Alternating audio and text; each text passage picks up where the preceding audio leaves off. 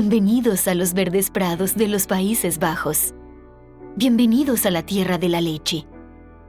Conoce a los holandeses, famosos por la mejor producción láctea. Buenas noches, estimados colegas. Sean bienvenidos todos, en especial nuestros niños. Esta noche, la sesión del día de hoy se la dedicamos a ellos. El día de mañana tenemos un invitado especial, el doctor Miguel Alcubierre Moya, doctor en física. Dentro de su trayectoria profesional, el doctor Alcubierre es físico por la UNAM y doctor en física por la Universidad de Gales en Cardiff, Reino Unido. Trabajó durante varios años en el Instituto Max Planck para Física Gravitacional de Potsdam, Alemania. Desde el 2002 es investigador titular del Instituto de Ciencias Nucleares de la Universidad Autónoma de México, donde del 2012 al 2020 fue su director. Su área de investigación es la teoría de relatividad general de Einstein y en su particular la simulación computacional de agujeros negros y fuentes de ondas gravitacionales. Es autor de más de 50 publicaciones, así como un libro de texto publicado por Oxford University Press. Es miembro del Sistema Nacional de Investigadores con el más alto nivel y de la Academia Mexicana de Ciencias. En el 2009, por tal motivo, recibió la medalla al mérito en ciencias que otorga la Asamblea Legislativa del Distrito Federal, hoy Ciudad de México. En el 2011 fue reconocido como la mente Q Discovery, que otorga la revista Q de Channel Discovery. Recientemente fue reconocido por la revista Quién Mexicana como uno de los 50 personajes que transforman a México. Por esto quisimos invitarlo para platicarle a nuestros niños de este fascinante mundo del universo. Doctor Alcubierre, sea usted bienvenido. Muchísimas gracias por aceptar nuestra invitación, nuestra gratitud siempre y adelante, por favor. Buenas noches, bienvenidos todos. Espero que la charla que les voy a dar les interese. Yo sé que son un grupo muy distinto a lo que yo hago. Yo soy astrofísico y hoy quería charlar un poquito sobre la historia de la astronomía y cómo es que sabemos lo que sabemos sobre el universo, porque en realidad hemos aprendido muchas cosas del universo en los últimos 2500 años. Pues me voy a ir muy atrás y voy a empezar un poquito con la historia, porque sí me interesa que sepan cómo aprendemos las cosas y sobre todo qué tienen que ver estas cosas que ven en el título, geometría, universo y gravedad, cómo están todos relacionados, cómo las matemáticas tienen que ver con la física y tienen que ver con nuestra visión actual del universo. Bueno, me presento, no sé si ya me presentaron, me imagino, soy el doctor Miguel Alcubierre, soy investigador del Instituto de Ciencias Nucleares de la UNAM. Y si les interesa algo de mi Twitter, pues ahí está abajo, ahí lo pueden ver. Bueno, entonces voy a empezar con la antigüedad clásica, con los griegos, porque aunque muchas culturas estudiaron el cielo nocturno, muchas desde los egipcios y los babilonios y los chinos, y aquí en México los mayas y demás, en realidad los hicieron las contribuciones más importantes fueron los griegos. Pero bueno, las diferentes culturas que estudiaron el cielo nocturno se dieron cuenta pronto que además del sol y la luna, existen las estrellas y hay dos tipos de estrellas en principio distintos. Están las estrellas fijas, que son aquellas que mantienen sus posiciones relativas unas respecto a otras y forman las constelaciones. Y aunque parece que rotan alrededor de la Tierra, siempre van todas en la misma posición. Estas son las estrellas fijas. Pero había unas estrellas muy extrañas, unas estrellas que eran estrellas móviles, que se movían noche tras noche unas respecto a otras, respecto al fondo de las estrellas fijas. Estas estrellas móviles que la gente podía ver, les pusieron nombre, los antiguos se llaman Mercurio, Venus, Marte, Júpiter y Saturno, que eran las 5 estrellas móviles que podían verse a simple vista. A estas estrellas móviles, junto con el Sol y la Luna también, porque también se movían, pero no con la Tierra, acuérdense que todos lo estábamos viendo desde la Tierra, los griegos les llamaban planetas. Y planeta viene de una palabra en griego que quiere decir justamente errante, que se mueve, que va de un lado a otro. Entonces eso quiere decir planeta. Y los planetas para los griegos eran estos 5, Mercurio, Venus, Marte, Júpiter, Saturno, más el Sol y la Luna.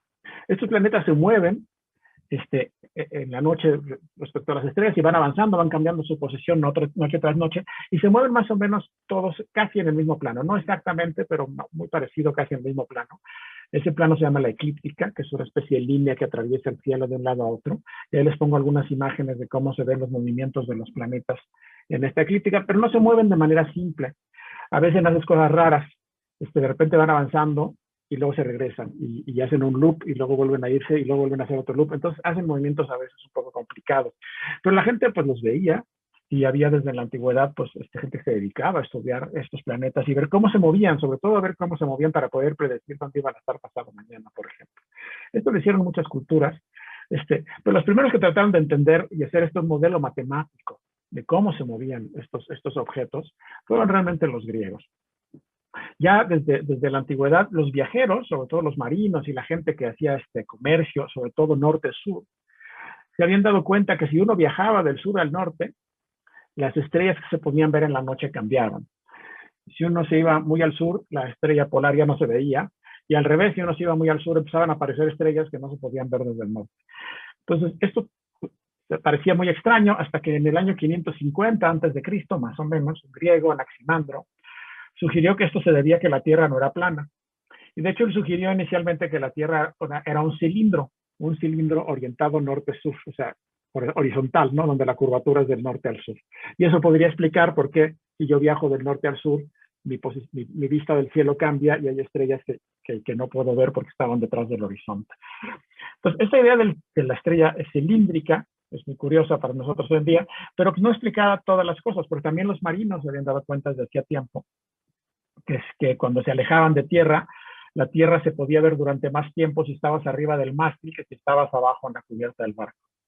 Entonces esto también se podía entender habiendo una curvatura en el mar, y esto en principio pasaba en todas direcciones. Entonces ya con esto empezaba la gente a pensar que en realidad la Tierra probablemente no era un cilindro, sino que era más bien una esfera. Y además, desde también hace mucho tiempo se conocen los eclipses lunares. Hoy entendemos que un eclipse lunar es cuando la Tierra está entre el Sol y la Luna, de manera que la luz del Sol no le llega a la Luna y la tapa. Allí van arriba una foto de un eclipse lunar tomada con varias exposiciones para que vean cómo evoluciona la imagen del eclipse.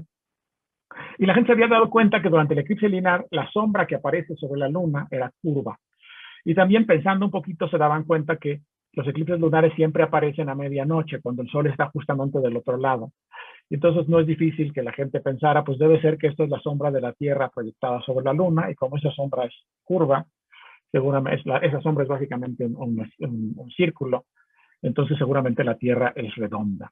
Entonces, para el siglo V antes de Cristo, alrededor del año 500 antes de nuestra era, los miembros de la escuela pitagórica, posiblemente el mismo Pitágoras, aunque no queda claro, porque luego ellos escribían sin atribuir lo que escribían a una persona individual, pero propusieron que la Tierra en realidad era una esfera y que solo parecía plana debido a que la curvatura es muy grande, la Tierra es muy grande y entonces parece plana porque nosotros somos muy chiquitos, pero en realidad es una esfera. Además, para los pitagóricos la esfera era una figura perfecta, entonces esto era muy bonito porque si la Tierra era una esfera perfecta, pues todo quedaba muy bien. Pero es interesante darse cuenta que no es sino hasta el siglo V antes de Cristo que la primera vez que alguien dice directamente que la Tierra es esférica. La cosa siguió avanzando y ya para mediados del siglo V antes de Cristo, algunos 50 años después de Pitágoras, ya los griegos tenían una imagen más o menos clara de cómo, según ellos, tenía que ser el cielo. Ellos pensaban que los planetas, entre los que contaban al Sol y la Luna, porque se mueven, o sea, el Sol y la Luna y los otros planetas giraban en torno a la Tierra era esférica, estaba en el centro del universo, y los planetas y la Luna y el Sol, la Luna y los planetas se movían en órbitas circulares perfectas alrededor de la Tierra, con velocidades uniformes alrededor de la Tierra, y que la Tierra estaba en el centro del universo, digamos. Ahora, esta es una idea muy básica porque no funcionaba del todo bien. Como yo les comentaba, los planetas a veces hacen cosas raras. Uno ve la trayectoria de un planeta a lo largo de muchos meses en el cielo, de Marte o de Júpiter. Hace estos como loops, de repente se regresa y vuelve a avanzar. Entonces eso implica que en realidad no están siguiendo círculos perfectos. Pero bueno, esta era la idea inicial.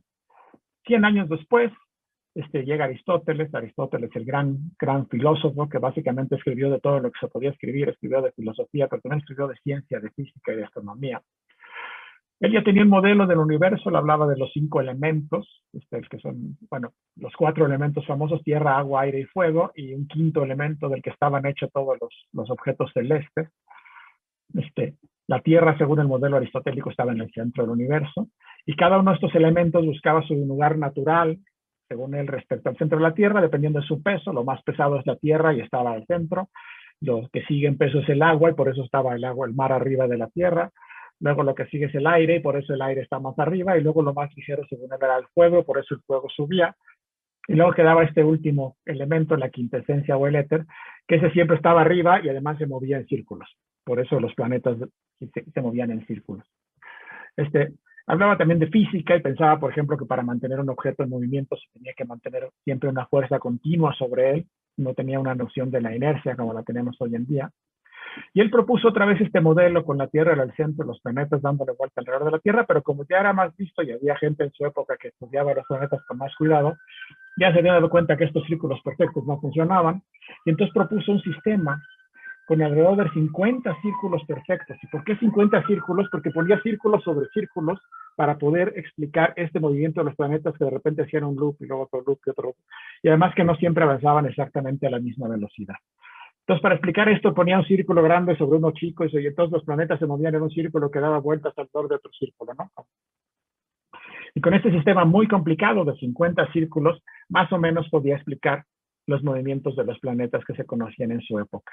También Aristóteles argumentó, porque había gente que sugería que a lo mejor la Tierra giraba sobre su eje cada 24 horas, o sea, que si la Tierra era redonda y daba vueltas cada 24 horas, eso explicaría una buena parte de los movimientos que vemos en el cielo, pero Aristóteles decía que no, que la Tierra estaba fija, que porque si la Tierra se movía, cuando un pájaro se levantaba, pues se quedaría atrás, ¿no? Y no se quedan atrás. Otra vez no entendía el concepto de la inercia. Sabemos que la Tierra sí gira alrededor de su eje, pero en esa época él argumentó que no. Más o menos en esa misma época, poquito después que Aristóteles, viene otro de los grandes personajes de las matemáticas y de la ciencia, Euclides. Euclides desarrolla la geometría. De hecho, tan desarrolla la geometría que hoy la llamamos geometría euclidiana por Euclides, que es la geometría de las figuras en el plano. Esto es un desarrollo matemático muy, muy importante. No les voy a dar los detalles, pero él básicamente desarrolla toda una teoría geométrica que se sigue usando hoy en día a partir de 5 postulados.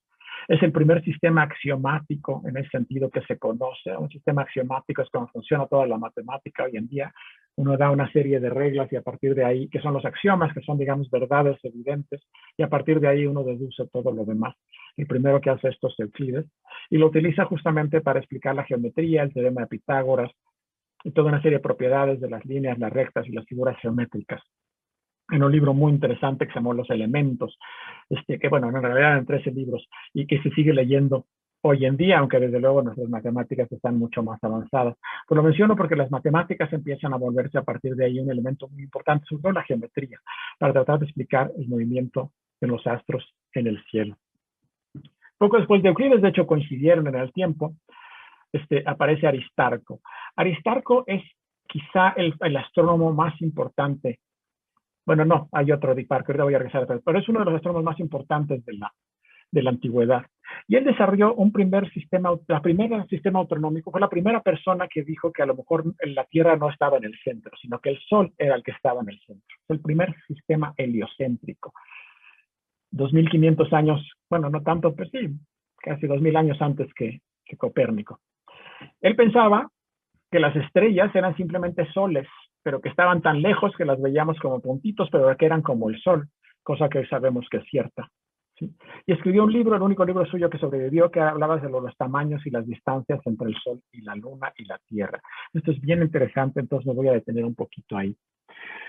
Si ustedes, todo el mundo ha visto la luna menguante y la luna creciente, o sea, la luna de repente está llena y luego va cortándose la imagen cada vez menos y menos hasta que tenemos una nueva y luego crece, ¿ok? La creciente y la menguante. Pero en algún momento, justo a mitad del mes, a mitad entre la luna llena y la luna nueva, la luna se ve justo a la mitad. No sé si lo han visto alguna vez que salen y dicen, mira, la luna está iluminada justo a la mitad.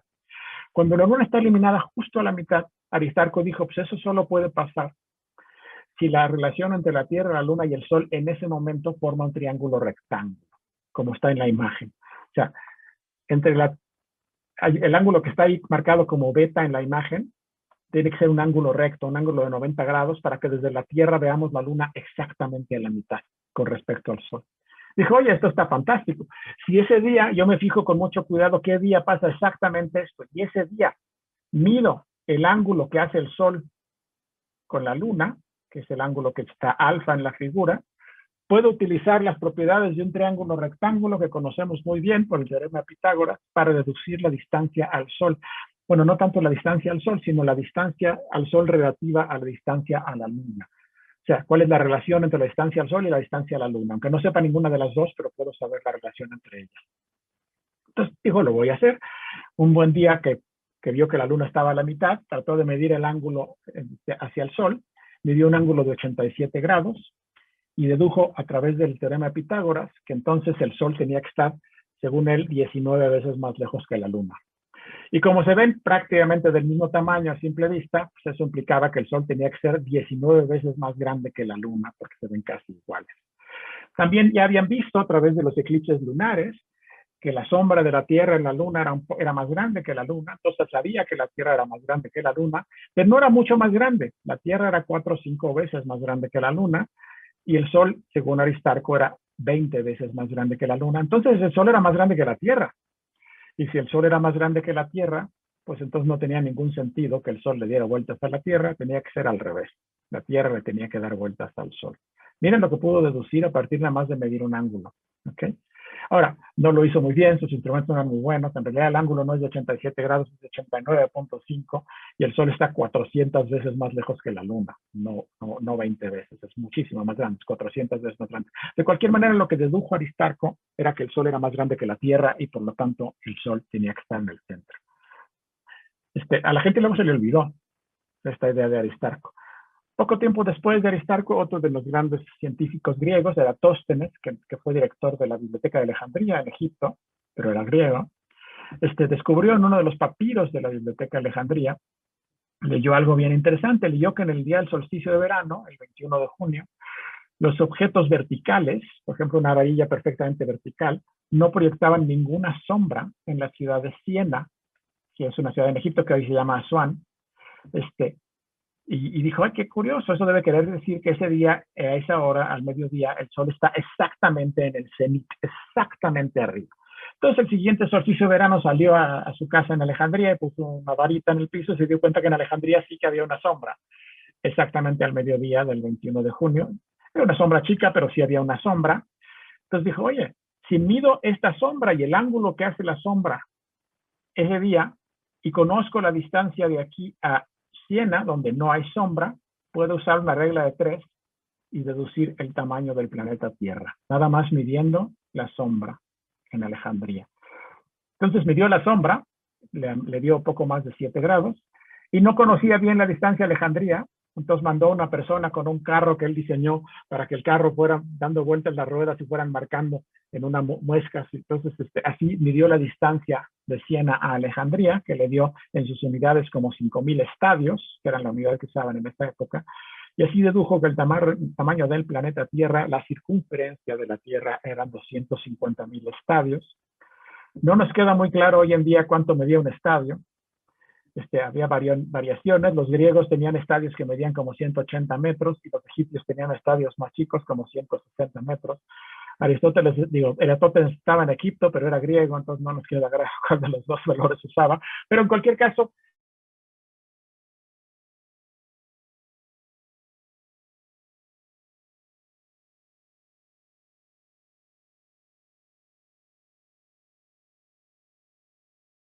la diferencia del planeta Tierra es exactamente 40,000 kilómetros.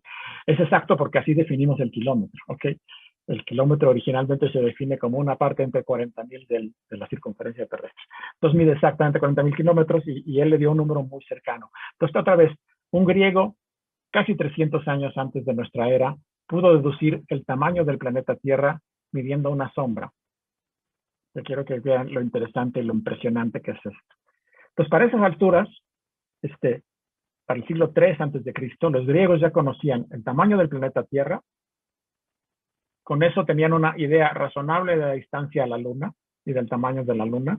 y sabían que el Sol estaba mucho más lejos que la Luna. Ellos creían que 20 veces más lejos, estaba bastante más lejos, pero sabían que estaba mucho más lejos y que el Sol era más grande que el planeta Tierra. Entonces, estas son cosas bien, bien interesantes. Poquito después aparece Hiparco. Este sí es el gran astrónomo. Hiparco es el astrónomo más importante en toda la historia de la antigüedad. ¿Por qué? Porque hacía observaciones muy cuidadosas, inventó aparatos astronómicos que nadie nunca había hecho, los construía él mismo para medir con altísima precisión la posición de las estrellas. Desarrolló la trigonometría, de esa que les da miedo a todos los estudiantes de secundaria. Hiparco fue de los que la inventó y desarrolló muchas cosas en trigonometría. Mejoró los cálculos de Aristarco para las distancias a la Luna y el Sol. Desarrolló un método para predecir los eclipses de Sol, aunque él no le creía a Aristarco y seguía pensando que la Tierra estaba en el centro, pero tenía un método para predecir eclipses. Y elaboró un catálogo, el primer catálogo en la historia de las estrellas en el cielo y dónde están. Les puso nombre a las estrellas y las catalogó con su posición medida, no nada más diciendo andan por ahí, sino con su posición medida, con sus instrumentos, con muy buena precisión. Catalogó como 850 estrellas. Estamos hablando todavía de casi 150 años antes de Cristo. Y creó un sistema de magnitudes para decir las estrellas más brillantes los llamó magnitud 1 y las un poquito menos brillantes magnitud 2 y así hasta magnitud 6, que eran las estrellas que apenas si se podían alcanzar a ver. Este sistema de magnitudes lo seguimos usando hoy en día. Los astrónomos siguen hablando de la magnitud de una estrella más de 2000 años después. Y este es el sistema que vio Hiparco. Entonces vean cómo vamos avanzando. Y aquí brincamos, aquí voy a brincar mucho. Si se fijan, Hiparco vivió del 190 al 120 antes de Cristo. Pero aquí me voy a brincar casi 300 años o un poco más de 300 años con otro griego, pero ya después de Cristo. Claudio Ptolomeo vivió en el siglo II de nuestra era. También vivía en Alejandría. Alejandría era realmente el gran centro intelectual de la antigüedad. Él escribió un libro famosísimo que se llamó el Almagesto, que se traduce como el Gran Tratado. Y era un tratado completo de la astronomía conocida hasta esa época, hasta el siglo II de nuestra era. Él creía en Aristóteles y entonces siguió el modelo de Aristóteles de la Tierra en el centro y dio un sistema, otra vez, pero mucho más complicado que el de Aristóteles. Había dicho que Aristóteles tenía como 50 círculos. Ptolomeo necesitaba como 80 círculos en total para explicar con mucho detalle el movimiento de los planetas en el cielo, círculos sobre círculos sobre círculos. Era un sistema muy complicado, pero este sistema así de complicado permitía predecir el movimiento de los planetas y él desarrolló tablas matemáticas para calcular las posiciones de los planetas en el futuro, en siglos en el futuro. Esas tablas matemáticas de Ptolomeo se utilizaron durante siglos. Y este libro, el Almagesto de Ptolomeo, fue el libro de texto más importante en astronomía durante 1500 años, los siguientes 1500 años. Todos los astrónomos estudiaban el Almagesto. Este era el libro de texto básico de la astronomía. En realidad, Ptolomeo hacía algo que se hacía mucho en la antigüedad y que luego también se hizo en la Edad Media. Era lo que llamaban salvar las apariencias. Salvar las apariencias quiere decir, voy a dar un modelito que funcione, pero no voy a creer que este modelito es real. No pienso que el modelo necesariamente represente la realidad. Lo que creo es que me sirve para hacer los cálculos y me va a dar las posiciones correctas. Entonces, es muy distinto a lo que hacemos en ciencia hoy en día, que sí queremos hacer modelos que representen la realidad. Ellos lo que querían era hacer modelos que les permitieran hacer predicciones, pero que no necesariamente tuvieran que ver con la realidad. Y eso vamos a regresar un poquito más adelante. Pero las ideas de Ptolomeo fueron la base de la astronomía durante los siguientes 1500 años hasta la llegada de Copérnico. Pues, la influencia de tal Claudio Ptolomeo fue impresionante.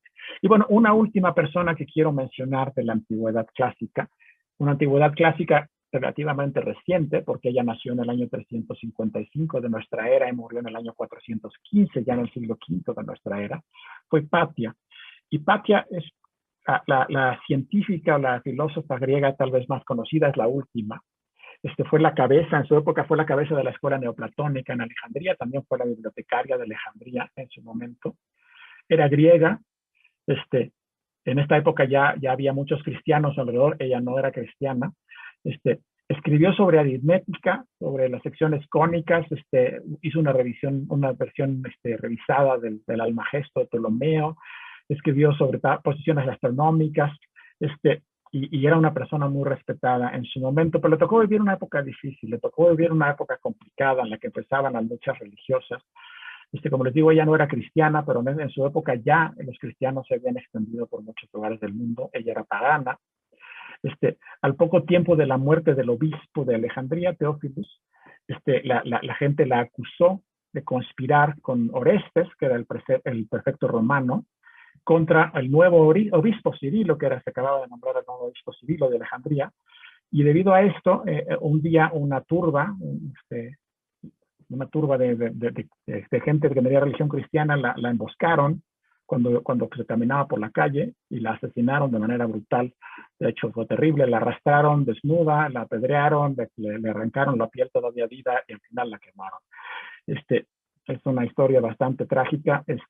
A Hipatia se le considera de muchas maneras el final de la tradición científica griega de la antigüedad clásica.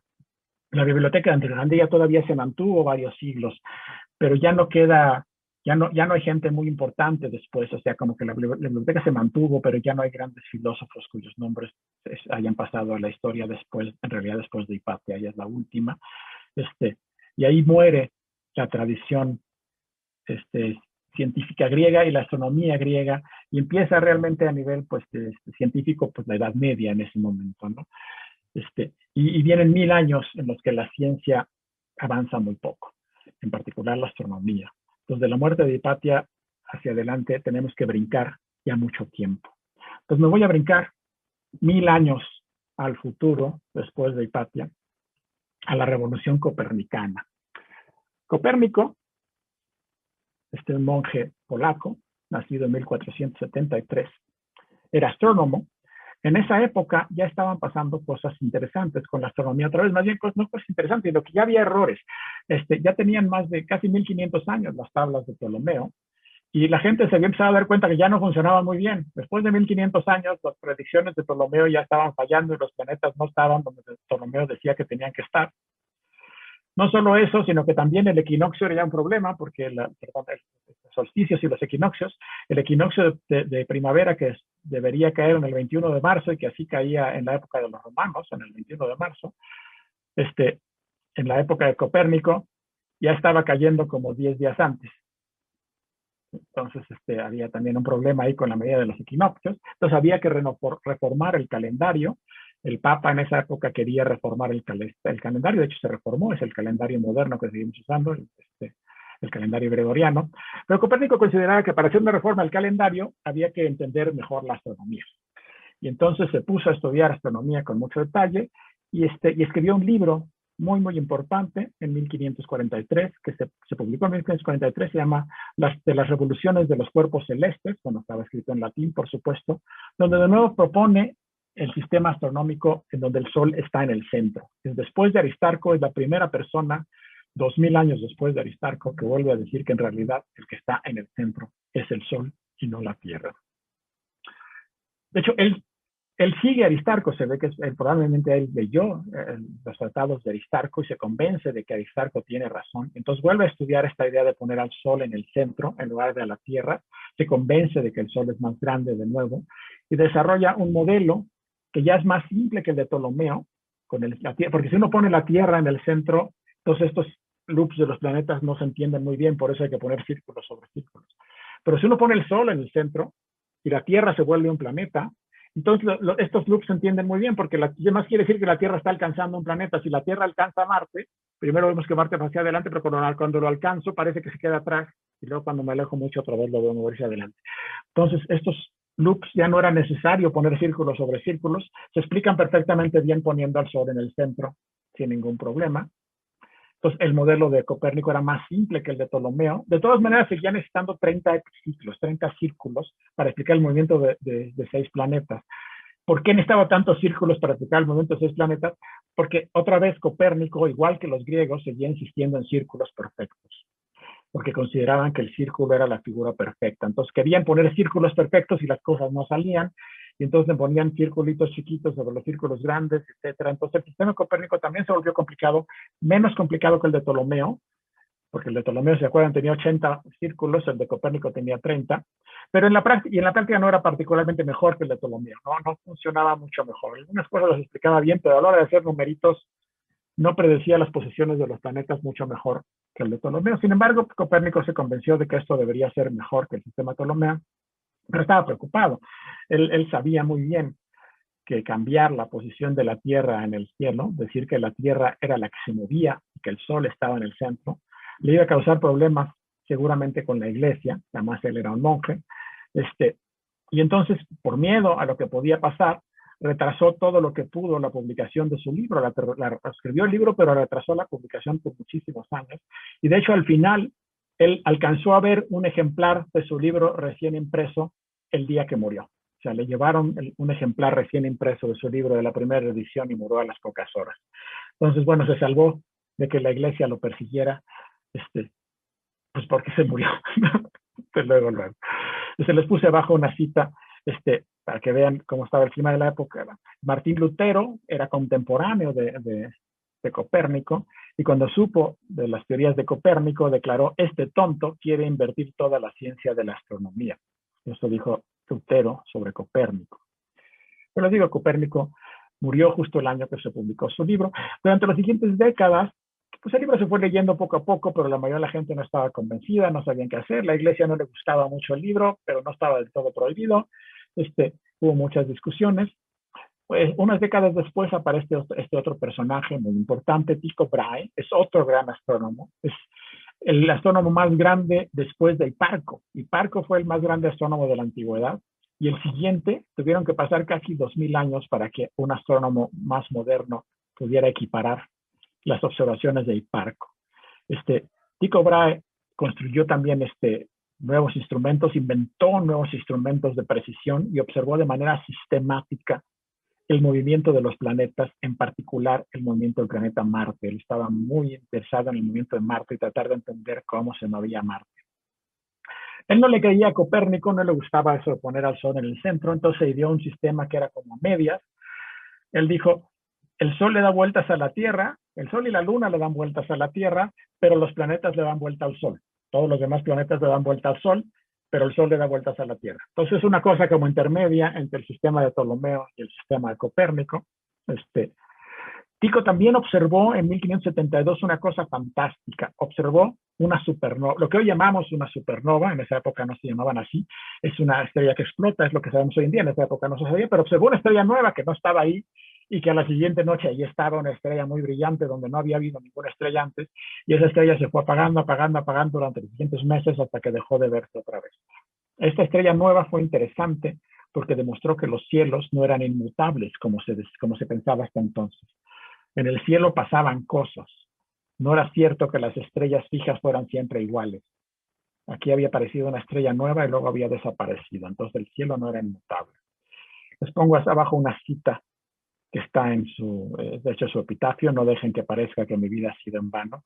Tycho Brahe fue un personaje muy curioso porque además era peleonero, tenía una nariz de oro porque perdió la nariz en un duelo con espadas le volaron la nariz, y entonces puso una prótesis de oro porque era rico. Entonces tenía su nariz dorada que se amarraba detrás de las orejas, y así andaba por la vida. También murió de una manera muy curiosa porque cuenta la leyenda que murió porque estaba en un banquete con el rey, bebía mucho, Tycho. Y en esa época era muy mal visto levantarse de la mesa antes que el rey. Y el rey no se levantaba de la mesa, estaban horas y no se levantaba de la mesa. Y Tycho Brahe había bebido tanto que necesitaba ir al baño. Necesitaba ir a hacer pipí y no podía porque el rey no se levantaba. Y pasaron tantas horas que eventualmente se le reventó la vejiga. Y murió a los 2 o 3 días por una infección brutal porque se le había reventado la vejiga por no haberse levantado a ir al baño. El siguiente personaje importante, que fue contemporáneo de Tycho, pero más joven, de hecho fue su ayudante, es Kepler. Kepler, a diferencia de Tycho era rico, Kepler era pobre. Kepler venía de una familia pobre, pero consiguió trabajar para Tycho como su ayudante. Era más joven. Pero también, a diferencia de Tycho, Kepler sí estaba convencido de que Copérnico tenía razón, que el Sol estaba en el centro. Y él estaba tratando de entender las órbitas de los planetas también. Las diferencias entre ellos eran muy grandes. Tycho era un gran observador. Tycho había desarrollado instrumentos de altísima precisión para estudiar el cielo, para medir con alta precisión la posición de los planetas. Kepler no era buen observador, de hecho parece que ni siquiera veía muy bien, que tenía mala vista, pero era teórico, él desarrollaba ideas en la cabeza y ayudaba a Tycho con sus cálculos matemáticos. Por ejemplo, durante un tiempo Kepler estuvo convencido de que podía explicar las órbitas de los planetas pensando que las órbitas estaban anidadas unas encima de otras como si fueran los sólidos pitagóricos, son estos sólidos regulares que tienen todas las caras iguales. Nada más hay 5 sólidos pitagóricos, sólidos platónicos también nos dicen, nada más hay 5 sólidos regulares que se conocen desde la antigüedad, y en esa época se pensaba que solo había 5 planetas, y entonces dijo, perfecto, si hay 5 sólidos regulares y 5 planetas, ya estuvo, esto lo explica todo. Entonces voy a tratar de meter un cubo dentro de una pirámide, dentro de no sé qué, y eso debe explicar las órbitas de los planetas. La idea era muy bonita, pero no es cierto, no tiene nada que ver. La cosa no va por ahí, y por más que lo intentó durante varios años, eventualmente se dio cuenta que no funcionaba. Esto también es algo interesante, Kepler. Antes la gente tendía a enamorarse de sus ideas. Los griegos hubieran dicho, esta es la idea, ya lo expliqué todo, y se hubieran ido a dormir. Kepler no se fue a dormir, lo intentó y lo intentó y lo intentó, hizo las matemáticas y comparó con las observaciones y dijo, no funciona. La idea es preciosa, pero no funciona, ni modo, y la tiró a la basura. Como les comentaba, se convirtió en 1600 en el ayudante de Tycho, y Tycho le encargó a Kepler que estudiara el problema de Marte, el problema de entender el movimiento de Marte. A la muerte de Tycho, Kepler heredó su puesto como matemático imperial y además, y era lo más importante, heredó los datos importantes de las observaciones de Tycho durante décadas, que eran de altísima precisión, los heredó Kepler y entonces pudo utilizar esos datos para estudiar con mucho cuidado el movimiento de Marte en particular. Después de muchos años de tratar de entender el movimiento de Marte usando círculos, como había hecho Copérnico, pues no funcionaba, ponía círculos y esto no funcionaba, no explicaba el movimiento de Marte. Además, Marte no siempre se movía igual de rápido, a veces se movía más rápido, a veces más lento, no funcionaba. Y al final, en desesperación, decidió abandonar los círculos, que era casi un sacrilegio, porque los círculos eran la figura perfecta, y decidió probar con una elipse. Y ¡zas! Que todo funciona. Al pensar que las órbitas de los planetas eran elipses, de golpe y porrazo, todos los epiciclos desaparecen. Ya no necesita unos círculos sobre círculos sobre círculos. Cada planeta tiene una elipse y se acabó el problema. Y eso explicaba completamente bien el movimiento de los planetas. Pues Kepler, a partir de estas observaciones, desarrolló lo que se conocen como las 3 leyes del movimiento planetario. La primera ley dice que los planetas se mueven en elipses alrededor del Sol, no en círculos. Y además el Sol no está en el centro de la elipse, el Sol está en uno de los focos de la elipse. Está de un lado, no está en el centro. Eso es bien importante.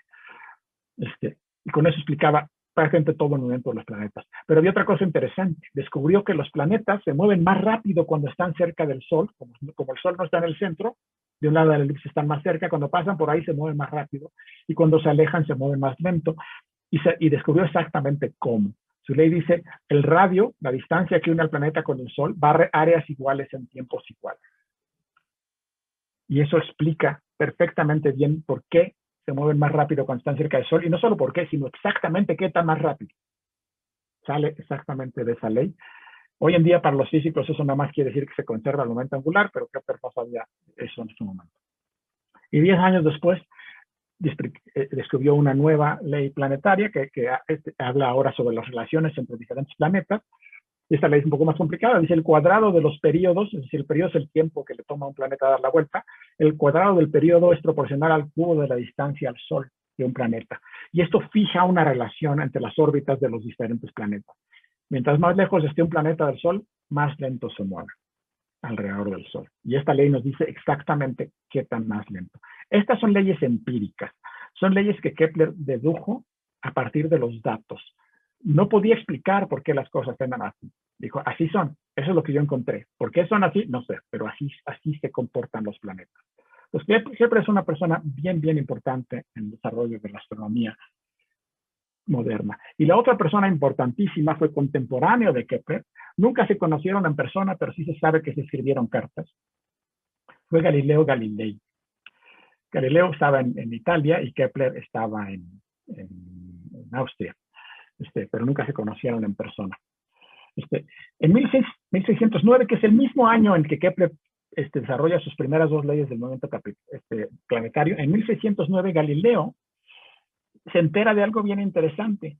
Oye, alguien le cuenta, no nos queda muy claro exactamente cómo, pero se entera de que los holandeses se inventaron un aparatito que les permite ver de lejos, que hoy en día llamamos un telescopio, un catalejo, un telescopio, y que usaban los holandeses para ver los barcos cuando se acercaban a tierra, o desde los barcos ver el puerto para poder llegar, saber qué iba a pasar antes de llegar y poder ver las cosas desde lejos. Lo usaban los marineros y había sido un invento holandés que tenía no mucho tiempo, tal vez 10, 20 años, cuando Galileo se enteró de que existían. Y sin haber visto nunca uno, nada más le contaron, mira, tienen una cosa que es como un tubito y tiene unas cosas de vidrio de un lado y del otro. Dijo, qué bonito, y se fue a su taller y construyó uno. Nunca había visto uno, se lo construyó nada más de oída, y construyó un telescopio, pero se le ocurrió una idea que nunca se le había ocurrido a los holandeses lo usaban para ver barcos, y él dijo, ¿y qué tal si lo apunto para arriba? ¿Qué tal si uso esta cosa para ver el cielo? Nunca nadie había hecho eso. Y en cuanto apuntó su telescopio al cielo, descubrió cosas interesantísimas. Descubrió que la luna tiene montañas, tiene cráteres, tiene valles, y con eso se dio cuenta que la luna es un mundo. La luna no es una esfera perfecta nada más con diferentes colorcitos. Es un mundo con montañas y valles como la Tierra. La luna es un mundo. Descubrió que Júpiter tiene 4 lunitas que le dan vuelta. Hoy en día le llamamos las lunas galileanas de Júpiter, que eran 4 pequeños puntitos que daban vueltas alrededor de Júpiter. Esto es importantísimo porque quiere decir que allá en el cielo había algo claramente que no le daba vueltas a la Tierra, que le daba vueltas a Júpiter. Júpiter tenía lunas. Descubrió las fases de Venus. Venus tiene fases como la luna, pero no se ven a simple vista, solo se ven con el telescopio. Descubrió que el Sol tiene manchas, las manchas solares, y eso también demostraba que el Sol no era una cosa perfecta, dorada, maravillosa, sino que era un objeto físico con defectos, tenía manchas. Descubrió lo que él pensó que eran orejas en Saturno. Pensó que Saturno tenía orejas y lo escribió así en sus notas. Saturno tiene orejas. Saturno no tiene orejas, Saturno lo que tiene son anillos, pero el telescopio de Galileo no era suficientemente bueno para distinguir bien los anillos, nomás se veían como unas bolas ahí pegadas a Saturno. Y descubrió que si apuntaba el telescopio hacia la Vía Láctea, esa como nubecita que se ve en el cielo que llamamos la Vía Láctea, no era una nube, eran estrellitas chiquititas que no se veían a simple vista, pero cuando apuntabas un telescopio veías miles de estrellas que no podías ver a simple vista, estrellas chiquitas y muy poco brillantes. Todo eso lo descubrió Galileo en el transcurso de un par de años a partir de 1609. Es una revolución en la astronomía, no se nos ocurre hacer astronomía sin telescopios, pero fue el primero que lo hizo. También hizo física, y esto me voy un poquito más rápido, pero descubrió las primeras leyes del movimiento de los cuerpos, el concepto de inercia, de que los cuerpos tienen tendencia a seguir moviéndose como se están moviendo, lo desarrolló Galileo. Tuvo también problemas con la iglesia, de hecho se peleó con el cardenal Bellarmino, y en 1633 fue enjuiciado por la iglesia y condenado a arresto domiciliario por el resto de su vida, y sus libros se prohibieron. ¿Sí? Pues es una diferencia también entre Kepler y Galileo. Kepler vivía en países protestantes y entonces como que le permitieron hacer sus investigaciones sin mayor problema. Galileo vivía en un país católico y entonces tuvo mucho más problemas con la iglesia. El siguiente gran héroe de la historia es quizá el científico, el físico, pero el científico más importante en la historia porque de alguna manera inventó la ciencia moderna, Isaac Newton. Isaac Newton, británico, nacido en 1642, el mismo año que murió Galileo. Es sin duda el padre de la física. Hasta Newton la física era simplemente una serie de observaciones curiosas. Newton es el primero que matematiza la física, que utiliza fórmulas matemáticas para explicar la física. Descubre las 3 leyes del movimiento de los cuerpos, lo que conocemos hoy en día como las leyes de la dinámica. Descubre la ley de la gravedad, esa famosa que nos dice que la gravedad es una fuerza entre 2 cuerpos que depende directamente proporcional al producto de sus masas e inversamente proporcional a la distancia al cuadrado que los separa. Descubre las leyes de la óptica. Descubre el espectro de la luz. Inventa, parece que al mismo tiempo que Leibniz, lo que se conoce como el cálculo diferencial integral, que algunos de ustedes habrán llevado en la preparatoria. Desarrolla las leyes del movimiento y escribe un libro fantástico que fue el libro más importante en física durante mucho tiempo. Todavía hoy es un libro muy importante, es más histórico que otra cosa, que se llamó la Principia Matemática, que eran los principios matemáticos de la filosofía natural. Es gracias a Newton que podemos hacer física utilizando matemáticas, que nos vamos a hacer lo que llamamos hoy física de precisión. A partir de Newton, las leyes del movimiento de Newton, junto con su ley de la gravitación universal, unifican la caída de los cuerpos en la Tierra con el movimiento de los planetas alrededor del Sol. Es exactamente la misma fuerza y son las mismas leyes. No hay leyes distintas en el cielo y en la tierra. Son las mismas leyes de la física las que están aquí y las que gobiernan el movimiento de los planetas. Y las leyes de Newton permiten explicar por completo las tres leyes de Kepler. Las tres leyes de Kepler, que para Kepler eran empíricas, él las había descubierto a partir de los datos, pero no sabía por qué las cosas eran así, son consecuencia natural, consecuencia matemática directa de las leyes de Newton. Las leyes de Newton explican por completo el movimiento de los planetas. Y a partir de ahí, las matemáticas entran en la física. Y la física se vuelve por primera vez una ciencia predictiva en el sentido moderno. Podemos predecir las cosas que van a pasar con precisión. No nada más decir, pues si suelto la manzana se va a caer, sino decir, no, si suelto la manzana sí se va a caer, pero ¿cuánto tiempo tarda en llegar al piso? ¿A qué velocidad va cuando llega al piso? Etcétera. O sea, podemos hacer predicciones con alta precisión. Eso es gracias a Newton. Y bueno, aquí voy a cambiar un poco de velocidad y voy a separar ahora la historia de la astronomía. Ya no voy a hablar tanto de la física. Newton, en la época de Newton, los físicos y los astrónomos eran casi lo mismo. ¿Okay? Todo el mundo hacía un poco de todo. Pero después de Newton la cosa se empieza a especializar. Hay gente que se dedica más exclusivamente a la astronomía, pero el trabajo de Newton es fundamental de todas maneras para entender la astronomía. Entonces ya nos estamos acercando a la era moderna. Ya estamos en el siglo XVII. Un gran astrónomo del siglo XVII fue Giovanni Cassini. Cassini es el primero que logra medir la distancia al planeta Marte. Antes de Cassini, las leyes de Kepler nos permitían saber la relación entre las distancias. O sea, podía yo saber que Júpiter estaba como 4 veces más lejos del Sol que Marte, pero no sabía exactamente a qué distancia estaba Marte ni Júpiter del Sol. Nada más sabía que uno estaba 4 veces más lejos que el otro. Así me servían las leyes de Kepler. Pero ¿qué tan lejos estaba en realidad Marte del Sol? ¿O qué tan lejos está la Tierra del Sol? Tampoco se sabía. ¿Okay? Entonces, Cassini descubre y logra medir la distancia a Marte con un error del 10%. Utiliza un método bien interesante al que vamos a regresar en un momento. Se llama el método del paralaje. El método del paralaje es algo que ustedes pueden hacer en este momento en su casa. Si ponen un dedo enfrente de su cara, a unos 20 o 30 centímetros, y contra un fondo, contra la pared o lo que sea, si cierran un ojo y ven la posición del dedo respecto a la pared y luego lo hacen al revés, ven que se mueve. La posición del dedo respecto a la pared parece que cambia si lo ven desde un ojo o desde el otro. Eso es porque estamos bien, el dedo está más cerca y lo estoy cambiando el punto de vista de un ojo al otro. Entonces vamos a hacer la misma idea, pero para ver Marte. Vamos a ver Marte desde el observatorio de París, que es donde vivía Cassini, y le voy a pedir a un colega mío que es astrónomo que ese mismo día, exactamente a la misma hora, vea Marte desde un observatorio en Sudamérica, en Cayenne. Nos ponemos de acuerdo por carta y quedamos de que tal día a tal hora los dos vamos a observar Marte y vamos a medir su posición exacta con respecto al fondo de las estrellas, con respecto a las estrellas que le queden cerca. Vamos a ver exactamente, con mediciones precisas, la posición de Marte. Y cuando las comparamos resulta que no estamos de acuerdo. El que está en París y el que ve en Cayenne de que Marte parece que se movió. No es que Marte se haya movido, es lo mismo que pasa con el dedo cuando cambio de un ojo al otro, es que lo estamos viendo desde puntos diferentes y la posición relativa respecto al fondo de las estrellas que están mucho más lejos cambia. Y usando ese cambio puedo medir la distancia a Marte. Y midió la distancia a Marte por primera vez en la historia y esto fijó la escala del sistema solar. Porque si conozco la distancia a Marte, puedo a partir de las leyes de Kepler conocer la distancia a Júpiter, etcétera, y conocer incluso la distancia de la Tierra al Sol.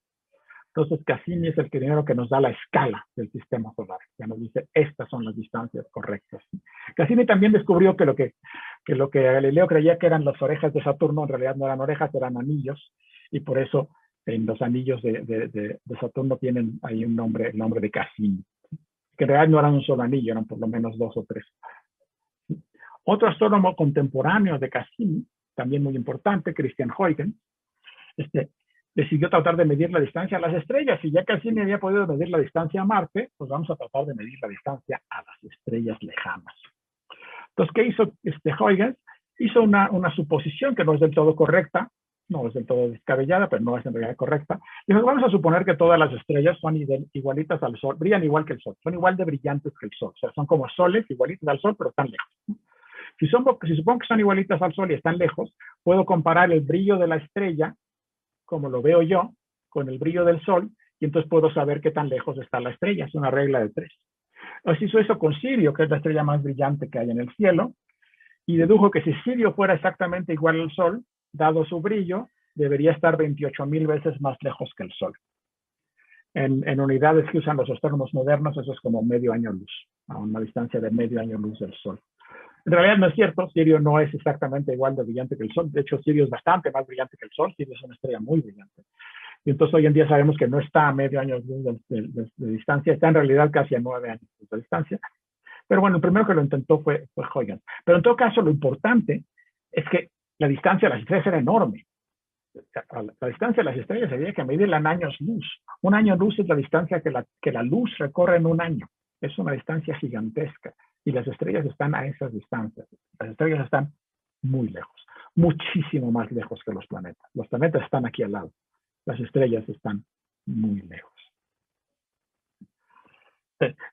Huygens también había tratado de medir la distancia de Venus antes, pero el que logró realmente esto fue Cassini. Pero Huygens fue el primero que trató de medir la escala de las estrellas. Otro astrónomo contemporáneo de esa época, muy amigo de Newton, fue Edmund Halley. Edmund Halley fue la primera persona que se dio cuenta que las estrellas sí se mueven. Se mueven muy despacito, pero se mueven. Él, en 1718, mide con muy alta precisión, con ya instrumentos bastante modernos en esa época, la posición de 3 estrellas, Sirio, Aldebarán y Arcturus, que son de las estrellas más brillantes en el cielo, y compara la posición que él mide de esas estrellas con la posición que había medido Hiparco más de 2000 años antes. Y se da cuenta que no están exactamente donde se Hiparco, se habían movido medio grado. O sea, los grados del círculo se habían movido medio grado. Medio grado no suena mucho, pero medio grado es aproximadamente el tamaño de lo que se ve en la Luna. Cuando ven la Luna en el cielo, el arco que subtiende es medio grado. Entonces, Sirio, Aldebarán y Arturo se habían movido como el equivalente al ancho de la Luna en los últimos 2000 años. Ahora, la gente podía decir, lo que pasa es que Hiparco lo midió mal, hombre, ¿no? Hiparco era re bruto y seguro midió mal. Pero no, Halley dijo no. Hiparco, por lo que sabemos, era excelente astrónomo y seguramente lo midió muy bien. Y si no están donde decía Hiparco, es que se movieron. Las estrellas sí se mueven, nada más que se mueven muy lento y toma siglos para que nos demos cuenta de que se movieron, y en este caso habían pasado 2000 años. Pues sí, se habían movido.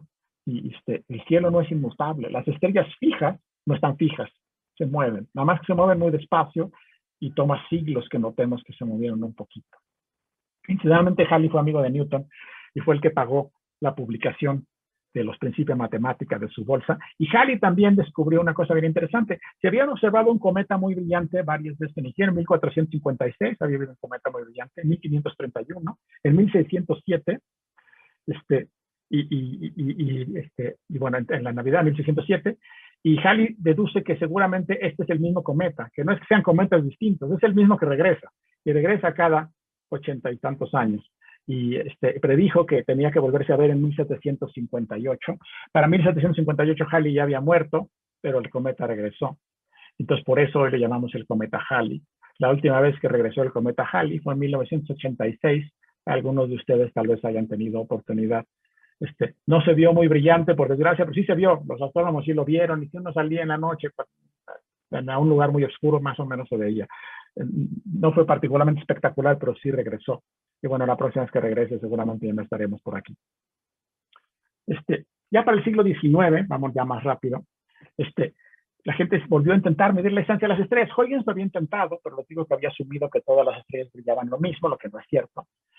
Entonces, para 1840, varios astrónomos de manera independiente trataron de medir la distancia a las estrellas más cercanas usando el mismo método que había utilizado Cassini para la distancia a Marte, y es el método del paralaje. Si hay una estrella que esté más cerca que otras, si mido la posición de esa estrella respecto a las estrellas de atrás, de diferentes lugares, se puede haber movido. El problema es que ahora la Tierra no era suficientemente grande para hacer estas. Si mido la posición de estas estrellas desde el polo norte y el polo sur, no se nota que se han movido nada, están muy lejos. Entonces, ¿qué se le ocurrió a estos astrónomos? Pues vamos a medir la posición de estas estrellas usando la órbita de la Tierra. Vamos a medirlas hoy y vamos a medirlas dentro de 6 meses cuando la estrella está del otro lado del Sol, cuando la Tierra está del otro lado del Sol. Está muy lejos de donde está ahorita, está del otro lado del Sol. Entonces, toda esa distancia, 300 millones de kilómetros, la puedo usar para hacer paralaje, como el dedo de los ojos, y ver si la estrella se movió respecto a las estrellas que están todavía más lejos. Y sí, les funcionó y pudieron medir la distancia a las primeras estrellas con éxito. a las estrellas fueron Alpha Centauri, que es la estrella que nos queda más cerca, 4.3 años luz, la estrella Vega y una estrella que se llama 61 signos, que porque son particularmente brillantes. Entonces, por eso usan estas estrellas, y son las que están más cerca en realidad. Entonces, a partir de esa época, mediados del siglo XIX, empezamos a medir ya con cierta precisión la distancia de las estrellas, sobre todo las que nos quedaban cerca. Y otra vez nos dimos cuenta que el universo era enorme.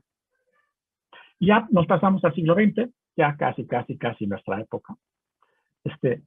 Desde hacía mucho tiempo, desde 1596, se habló ya, los libros hablan de la primera estrella que conocemos como una estrella variable. Es una estrella que se llama Omicron Ceti. Y es una estrella que pasa de magnitud 2, como la llamaba Hipparco, es decir, una estrella brillante, no como Sirio es magnitud 1, pero brillante, y que se ve bastante clara, a no verse para nada, y luego a volverse a ver brillante, y esto lo hace cada 11 meses. ¿Sí? Es una estrella que se hace brillante y menos, y brillante y menos, y esto lo hace cada 11 meses. La primera estrella variable. Y a esta estrella, al ver esto, le pusieron el nombre Mira, que quiere decir maravilloso, ¿sí? Porque hacía esta cosa tan curiosa que nunca se había notado antes, ¿no? Nadie se había dado cuenta, ¿no? Es que esa estrella seguramente ha existido millones de años, nadie se había dado cuenta hasta esa época. 200 años después, 1784, se descubrió que otra estrella, Delta Cephei, también era variable, pero esta en lugar de hacerlo cada 11 meses, lo hacía cada 5 días. ¿Sí? Y la variación era menos fuerte, por eso era más difícil verlo, pero también oscilaba, era más brillante, menos brillante, más brillante, más brillante cada 5 días. Y a partir de entonces empezaron a descubrir muchas estrellas, y estas estrellas, debido al nombre de esta estrella Delta Cephei, se les llamó estrellas cefeidas, en honor a esta estrella que fue la primera, Delta Cephei, y que tenían periodos de oscilación que iban de 2 días hasta a lo mejor 2 meses, ¿ok? Estos son las estrellas cefeidas que oscilan en su brillación, son más brillantes, menos brillantes, y de esas hay muchas en el cielo. El Sol no es una de estas, la mayoría de las estrellas no son así, pero sí hay muchas, ¿ok? En 1912, una astrónoma, Henrietta Leavitt, identificó en las nubes de Magallanes, las nubes de Magallanes son 2 nubecitas en el cielo que se ven en el hemisferio sur. No se ven desde México, por desgracia, pero si tienen la oportunidad de ir a Chile o Argentina, ahí se ven muy claritas. Se llaman nubes de Magallanes porque el primer europeo que las vio fue Magallanes en su viaje alrededor del mundo, porque cruzó justamente hacia el hemisferio sur, y los europeos nunca las habían visto. Entonces, por eso se llaman nubes de Magallanes. Están fuera de nuestra galaxia. Y esta astrónoma, Henrietta Leavitt, descubrió varias cientos de cefeidas viendo las nubes de Magallanes, que en las nubes había muchas estrellas, entre ellas había varios cientos de cefeidas. Dijo, bueno, vamos a asumir que como esta nube está muy lejos, pues todas esas estrellas están esencialmente a la misma distancia una de nosotros. Y hay unas que oscilan más rápido y unas que oscilan más lento, y unas más brillantes y unas menos brillantes. Y descubrió una relación impresionante. Resulta que las estrellas cefeidas, entre más brillantes, más largo su periodo.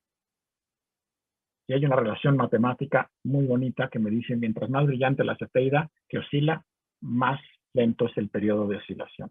Esto quiere decir que las estrellas cefeidas se pueden utilizar como lo que los astrónomos llaman candela estándar. Una candela estándar o una vela estándar es un objeto cuya luminosidad conocemos. Por ejemplo, un foco de 100 watts. Un foco de 100 watts tiene una luminosidad estándar siempre la misma. Si lo tengo aquí frente a mis ojos, me va a deslumbrar. Si lo pongo allá lejos a 100 metros, pues lo voy a ver bastante menos brillante, pero sé que su luminosidad es siempre la misma. Entonces, si yo lo pongo a 100 metros y nadie me dice qué tan lejos está, pues yo con algún aparato puedo medir cuánta luz recibo del foco. Y como sé su luminosidad de verdad, puedo con una regla de 3 decirte qué tan lejos me pusiste el foco. Eso es muy fácil.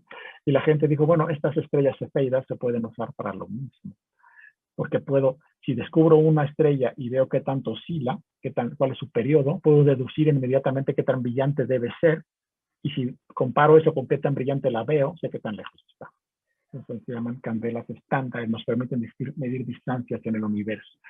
Pocos años después, 1920, un astrónomo americano, Shapley, utiliza este descubrimiento de Leavitt para estudiar cefeidas ya no en los cúmulos de Magallanes, pero en las nubes de Magallanes, sino en unas cosas que se llaman cúmulos globulares. Los cúmulos globulares son los conjuntos de estrellas redondos que pueden tener miles de estrellas. No se ven a simple vista, pero en los telescopios se ven muchos, varios cientos de cúmulos globulares. Y son como conjuntos de estrellas esféricos con miles y miles de estrellas. Son muy bonitos. Él dijo, y en esos cúmulos se pueden encontrar cefeidas. Entonces dijo, bueno, voy a usar el método Leavitt con estas cefeidas para reducir la distancia de los cúmulos globulares. Y no solo la distancia, sino la distribución de los cúmulos. Hay cientos de cúmulos, cómo están distribuidos en el espacio. Y cuando lo hizo, se dio cuenta de algo bien interesante. Estos cúmulos, está ahí la imagen de Shapley, de su artículo, están distribuidos en el espacio alrededor de una región que no está el Sol. O sea, están todos alrededor de un punto y el Sol está lejos de ahí. Entonces él dedujo, estos cúmulos deben estar alrededor del centro de nuestra galaxia y el Sol está lejos del centro de la galaxia. Entonces, en ese momento nos dimos cuenta que el Sol no solo no es el centro del universo, no es el centro ni siquiera de nuestra galaxia. Estamos lejos del centro de la galaxia. Y de hecho puedes deducir la distancia. Además dedujo que por donde estaba el centro de esta distribución de cúmulos, estaba en la constelación de Sagitario. Entonces dijo, seguramente el centro de nuestra galaxia está en la constelación de Sagitario. Y eso pues sabemos que es correcto. Estas estrellas cefeidas se pueden utilizar para medir distancias, como ya les comentaba. Y bueno, ya no voy a entrar en esto en detalle, pero Shapley también fue estudiando las propiedades de estas estrellas y con eso pudo deducir ya finalmente la distancia y dedujo que el centro de nuestra galaxia estaba a unos 50,000 años luz de nosotros. En esa época, 1920 y tantos. ¿Sí? El método se fue mejorando con los años y para 1930 ya se había mejorado lo suficiente como para saber que en realidad el centro de la galaxia no está a 50,000 años luz, está a 27,000 años luz de nosotros. Nuestra galaxia es un disco, es una cosa con forma de disco, con espirales, brazos espirales, que tiene de lado a lado, ahí ven la imagen de nuestra galaxia, de un lado al otro hay como 100,000 años luz de distancia. ¿Sí? Bueno, esta imagen no es una foto, por cierto. No hay manera de tomarle una foto a nuestra galaxia, porque para tomarle unas fotos a nuestra galaxia tendríamos que salirnos, y no podemos salirnos, está muy lejos, ¿ok? Pues esta no es una foto, este es un mapa que se ha hecho midiendo las posiciones de diferentes estrellas y de miles y miles y miles de estrellas, y esto nos ha dado esta imagen de cómo debería ser nuestra galaxia.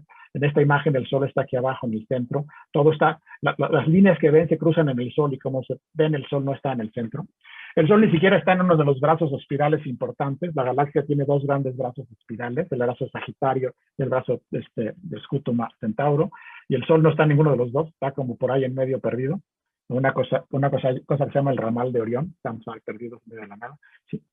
Las nubes de Magallanes están afuera de nuestra galaxia, son galaxias chiquitas que son satélites de nuestra galaxia, pero no son parte de nuestra galaxia. Están como a 160,000 años luz del centro de la galaxia, y la galaxia tiene 100,000 años luz de diámetro, entonces claramente están afuera de la galaxia. Ahora, por esa misma época estaba pasando algo también muy interesante. Hacia 1920 la gente pensaba que nuestra galaxia era todo lo que existía. La galaxia era un disco, estaban esas nubecitas de Magallanes y ahí era todo. No había nada más en el universo, ¿no? Esto fue muy curioso porque empezaron a pasar cosas. En el siglo XVIII, Charles Messier, un astrónomo, había catalogado 110 objetos astronómicos difusos que se ven como nubecitas. Entre ellas las nubes de Magallanes, pero otras, muchas otras. Entre estas nebulosas, que eran como nubecitas, se encontraba una que en el catálogo de Messier era la M31, M de Messier, la 31 que había catalogado, que se conoce como la nebulosa de Andrómeda, que es una nubecita ahí que se ve medio, a lo mejor un poquito espiral, que se ve con muchos trabajos en los telescopios a simple vista. En 1923, Hubble, un astrónomo también muy famoso de principios del siglo americano, utilizó un telescopio muy nuevo en Estados Unidos, el telescopio Monte Wilson, que tenía 2.5 metros de diámetro el espejo, y descubrió que en la nubecita de Andrómeda, en esta nebulosa de Andrómeda, había estrellas cefeidas. Y las cefeidas me sirven para medir distancias. Y entonces usaba esas estrellas cefeidas para deducir la distancia a la nebulosa de Andrómeda. Y en ese momento obtuvo una distancia de 800,000 años luz. Pero si Andrómeda estaba a 800,000 años luz, estaba fuera de nuestra galaxia. Y viendo el tamaño del que se veía, uno podía deducir que en realidad era más grande que nuestra galaxia. Entonces Andrómeda era otra galaxia, tan grande o más que la nuestra. Era otra galaxia. El universo de plano cambió por completo. No había una galaxia en el universo, había otras. Y de hecho Hubble siguió utilizando este método para descubrir que otras nubecitas que habían visto por ahí también eran galaxias. Y Hubble utilizó este método y descubrió que en ese momento había cientos de galaxias, unas mucho más lejos que Andrómeda. De hecho, Andrómeda está más lejos de lo que creía Hubble, no la midió bien. Hoy sabemos que está a 2 millones de años luz de nosotros. Es una galaxia un poco más grande que la nuestra. Entonces, en esa época, en los 20 del siglo pasado, el universo dio un brinco brutal. Primero, estábamos con el sistema solar, ¿se acuerdan? Con Huygens y ellos midieron el tamaño del sistema solar. Luego midieron que las estrellas estaban muy lejos. Luego se dieron cuenta que había una galaxia que era muy grande.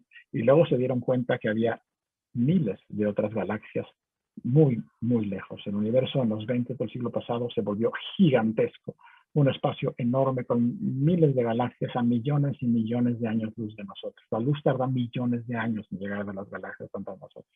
Y este es el universo el día de hoy. Hoy sabemos que el universo tiene miles de millones de galaxias y trillones de estrellas. El universo observable, que es lo que podemos ver con nuestros telescopios, tiene un radio de aproximadamente 45,000 millones de años luz. Y esta es una imagen que se tomó con el telescopio espacial Hubble de una región muy chiquita del cielo, pero con altísima resolución. Una región realmente muy chiquita, mucho más chiquita que el tamaño de la Luna. Y lo dejaron ahí tomando la foto durante mucho tiempo y vean lo que ven aquí. En esta imagen hay 1, 2, 3, 4 estrellas. Creo que son 4, 1, 2, 3, 4 estrellas. Todo lo demás que ven, 5 estrellas. Todo lo demás que ven son galaxias. Cada puntito, cada manchita que ven ahí es una galaxia tan grande como la nuestra o más grande. Y nuestra galaxia tiene 100,000 millones de estrellas, la más la nuestra. Y esas son iguales o más grandes. ¿Cómo sé cuándo hay estrellas? Las estrellas tienen esas crucecitas. Esas cosas que ven como una cosa muy brillante con crucecitas, son estrellas. Se ven varias, una, otra. ¿Y por qué son esas crucecitas? No es que las estrellas tengan crucecitas. Eso es un artefacto del telescopio. Los telescopios modernos tienen un espejo grandote atrás, refleja la luz sobre un espejo más chiquito sostenido enfrente y ese lo refleja hacia afuera para que tomemos una foto. Y ese espejo chiquito está sostenido normalmente con 2 varas metálicas que hacen como una cruz. Entonces, cuando la luz de la estrella pasa por ahí, como la estrella es esencialmente un punto, cuando la luz pasa por ahí se difracta y entonces aparecen esas cruces. Esos rayos en realidad son fenómenos de difracción debido a la estructura del telescopio. Pero no le pasa a las galaxias porque las galaxias no son puntitos, son extendidas. Entonces ahí ven miles y miles de galaxias. Y bueno, ya con eso voy a pasar al final de la charla del siglo XX hacia la fecha. Ya voy un poco tarde. Einstein es quizá la persona más importante en la física y la astrofísica del siglo XX. En 1905 desarrolla la teoría especial de la relatividad, no voy a detener aquí. Él está estudiando las propiedades de la luz y la naturaleza de la luz. Y desarrolla esta teoría, y esta teoría es un cambio radical en nuestros conceptos de espacio y tiempo. Nuestros conceptos de espacio y tiempo, que son básicamente los que utilizó Newton, los conceptos usuales de espacio y tiempo que usamos en la vida diaria, están mal. Einstein se da cuenta que están mal y descubre cosas fantásticas. Descubre que el flujo del tiempo es relativo. El tiempo no pasa igual para todo el mundo. Las distancias son relativas. La simultaneidad es relativa. No me voy a detener en eso. Nada puede viajar más rápido que la luz. Y desde luego su famosísima ecuación E igual a mc al cuadrado. Todo eso lo descubre en 1905. La física es muy distinta a lo que pensaba Newton. Me voy a ir más rápido porque ya voy un poco tarde. Einstein se da cuenta que la teoría de la gravedad de Newton tiene que estar mal porque para Newton la gravedad es instantánea y esto viola la relatividad que dice que nada puede viajar más rápido que la luz. Entonces dedica los siguientes 10 años de su vida a encontrar una nueva teoría de la gravedad. Para eso utiliza una observación de Galileo, que es que todos los objetos caen con la misma aceleración en un campo gravitacional.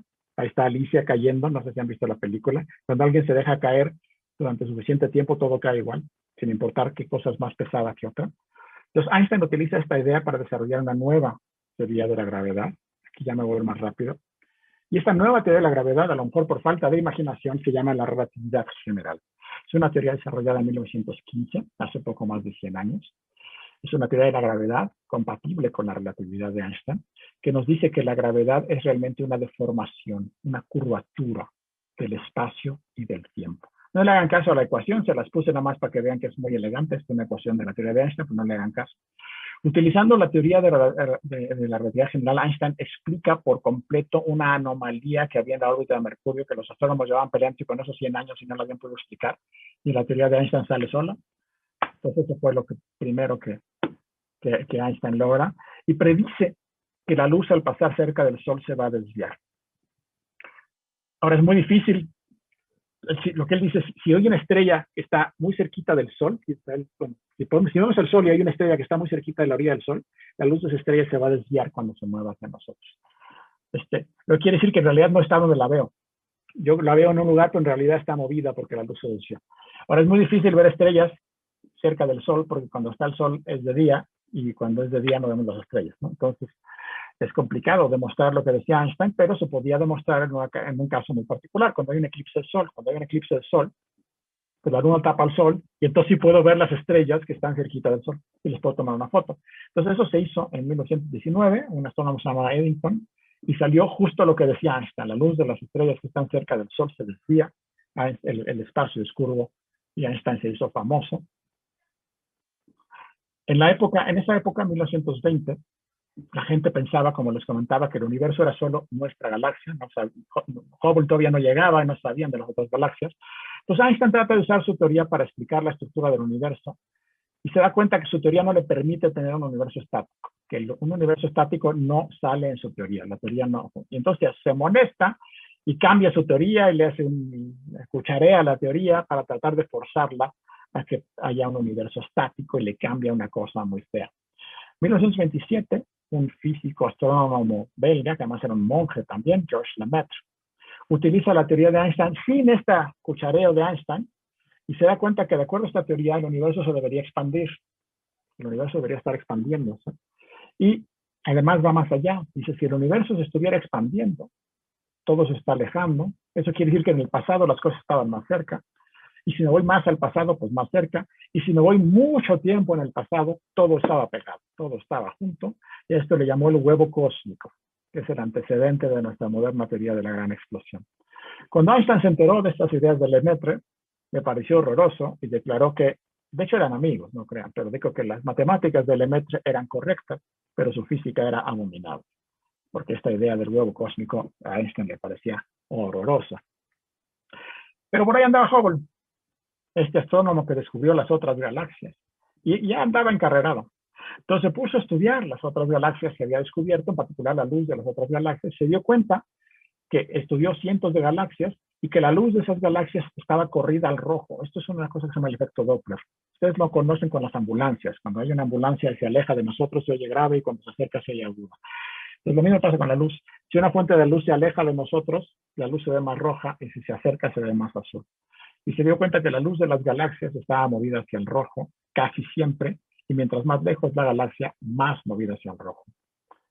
Es decir, las galaxias se están alejando unas de otras, y mientras más lejos, más rápido, el universo se expande. Lemaitre tenía razón, el universo sí se expande. Para Lemaitre solo era una cosa teórica. Hubble descubre que así es, midiendo las galaxias. Cuando publica esto, Einstein se da cuenta que había cometido un error, dice que fue el error más grande de su vida, y se acostumbra a la idea del universo en expansión. Y esto, si yo estaba bien, me lo voy a brincar porque voy muy lento, pero la idea moderna de la gran explosión se fue desarrollando en las siguientes décadas, en los 40, aunque no todo el mundo la tomó en serio, se los quiero mencionar. Un astrónomo muy famoso, Fred Hoyle, que ya murió, pero que todavía estaba vivo hace unos 20 años, le parecía horrible la gran explosión y esta idea, no la llamaban la gran explosión, esta idea del huevo cósmico. Y entonces él dijo que era una idea tan horrible que estos astrónomos modernos creían que el universo había nacido en un Big Bang, en una gran explosión. Y entonces se estaba burlando. Era de burla, pero a los físicos les gustó el nombre y hoy en día sí le llamamos por origen al universo, aunque originalmente era una burla.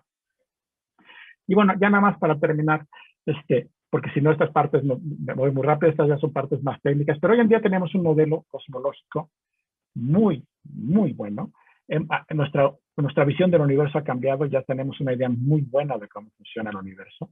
Tenemos un modelo que nos dice que el universo tiene una edad de 13.800 millones de años. La gran explosión ocurrió hace 13.800 millones de años con un error de no más del 5%. Está formado por tres tipos de materia, una cosa que los físicos llamamos energía oscura, que es casi la mayor parte, una cosa que llamamos materia oscura, y átomos, los átomos de los que estamos hechos nosotros, los planetas, las estrellas, nada más forman el 4% del universo.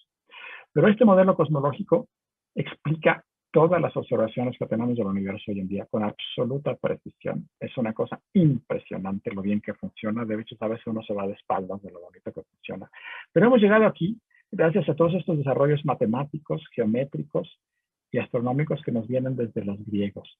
Hoy tenemos una idea muy buena de la historia del universo, de cómo se formó el universo, cómo se formaron las primeras partículas elementales, cómo se formaron los primeros átomos en algún momento, cómo se fueron formando las galaxias, los planetas, hasta llegar finalmente a nosotros después de 13.800 millones de años. Pero bueno, hablarles del modelo cosmológico moderno sería una charla muy distinta. No los quiero que se vayan con la idea de que ya acabamos y ya nos podemos ir a dormir. ¿No es cierto? Hay cosas que no entendemos, hay muchas preguntas.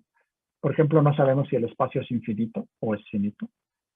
Si están pensando cómo puede ser finito, porque aquí allá afuera puede ser finito pero cerrado.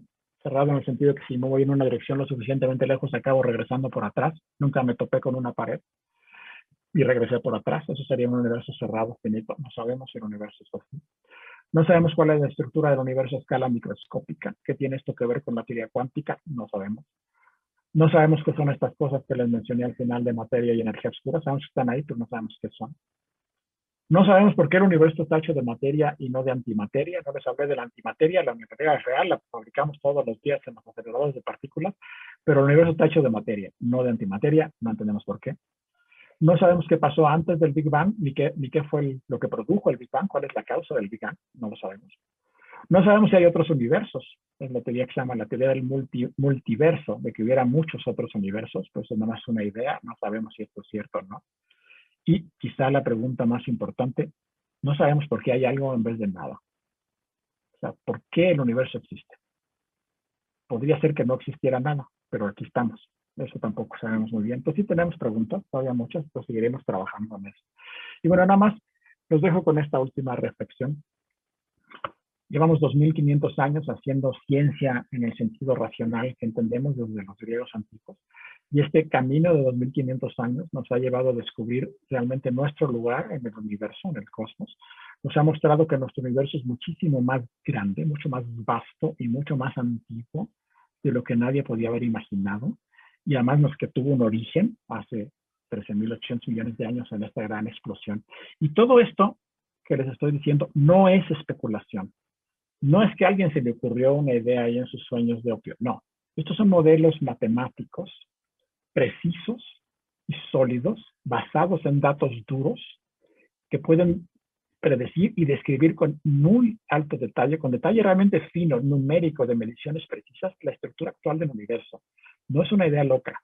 Es una cosa, es un modelo matemático complejo, preciso, consistente, que predice y que coincide con las observaciones con altísima precisión desde los planetas que nos quedan aquí al lado hasta el otro extremo del universo y hasta el origen del universo. Es un modelo realmente muy preciso y muy exitoso. Y termino con una frase de Carl Sagan, que es uno de mis grandes héroes, que espero algunos de ustedes hayan tenido la oportunidad de leerlo o de ver la original serie Cosmos. Carl Sagan falleció hace ya más de 20 años, pero fue un gran divulgador, un astrónomo también. Esta frase es muy bonita: se perdido en algún lugar entre la inmensidad y la eternidad. Se encuentra en nuestro minúsculo hogar planetario, la Tierra. Aquí estamos. Muchas gracias.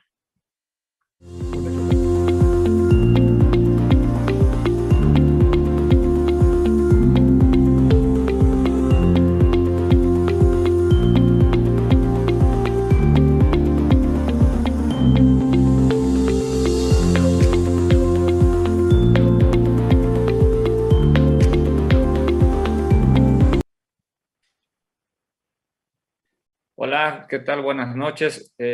Muchas gracias por haberse conectado con nosotros. Estuvimos en conexión 172 personas, médicos, niños.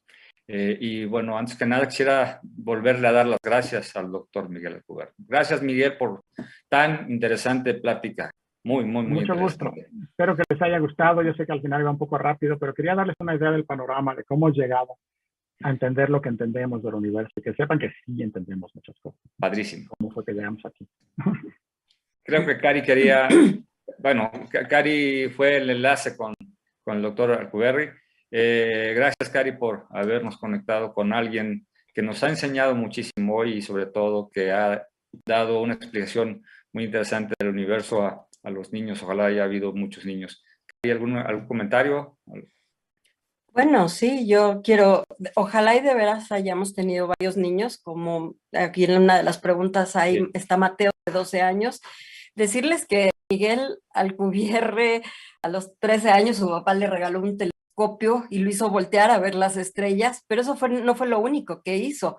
Él lo platica siempre en su biografía, en todos los foros en los que se encuentra, que él cuando empezó a ver Star Trek, el viaje a las estrellas, él empezó a idear todas las teorías en las que él trabaja, y por eso es que esta sesión era científica, para acercar a los niños a la ciencia, ver que a ver el cielo, que volteen a ver la ciencia, que esto que estamos haciendo por Zoom, sus dispositivos, todo es ciencia y creo que es muy importante y eso es lo que necesitamos en este país. Creo que hay varias preguntas, no sé si las quieres que las vayamos leyendo. Si quieren algunas, yo creo que unos 10 minutitos ya van a 9:30, entonces... Así es. Unas muy rápido, hay unas que te agradecen.